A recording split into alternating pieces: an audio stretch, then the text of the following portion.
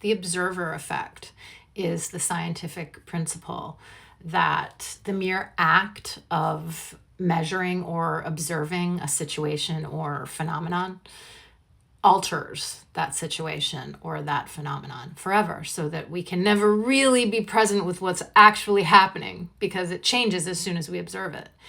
And recently, consciousness studies have elucidated the idea that studying thought and observing thought changes the thought that we have as well.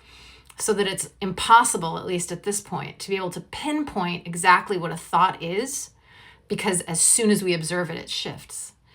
And I wanted to make a video today about the idea of the observer effect influencing mediumship as well, because it really does. When I work with developing mediums, the first thing that I say to them, and a thing that I say repeatedly, is without thinking, what is coming through now? Without thinking, what is coming through now? I say it over and over. No thinking, no thinking.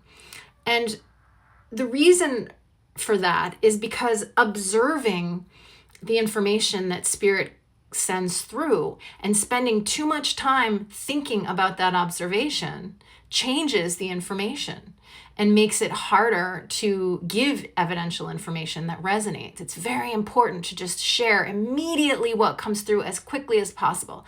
It is going to be altered in the immediate observation, as we have learned through science. But the quicker we can share the information, the more pure the information is. And it's incredibly important in mediumship to breathe constantly, as we do all the time, but to consciously breathe and immediately share the information that comes through so that it is pure, as I said.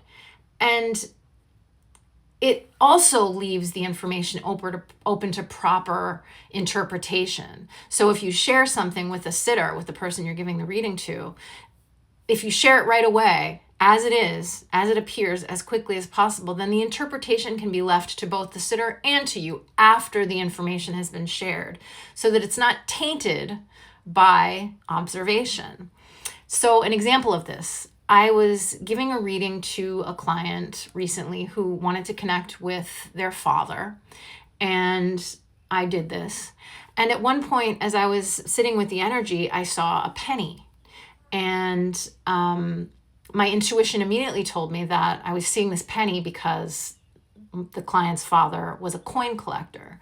And I shared it immediately. I saw the penny. I said, I'm seeing a penny. I said, was your father a coin collector? Immediately, without thinking.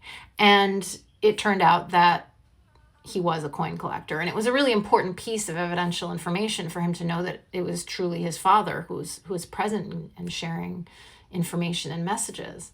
And if I had taken the time to consider what I was seeing, and if I had taken the time to think about what I was seeing for too long, my observation of the thing would have twisted it, both materially and with regard to interpretation.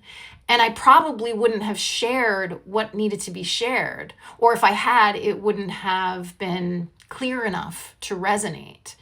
It's not to say that we wouldn't have necessarily gotten to the point where it became clear, but if you share right away, if you breathe, see, share, and interpret after, the information is much more likely to land.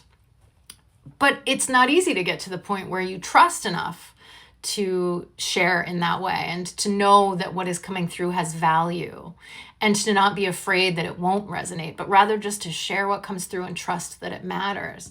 And how do you get to that place? Through practice, by going to mediumship circles, which I've mentioned before. I do host one, for a free mediumship practice circle. If you're interested, message me and I'll share with you the link.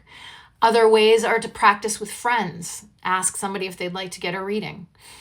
And practice that trust and the sharing immediately. Use tarot cards and give tarot readings. That really helps with developing intuition. And of course, most importantly, probably meditation, which opens the channel of communication with spirit.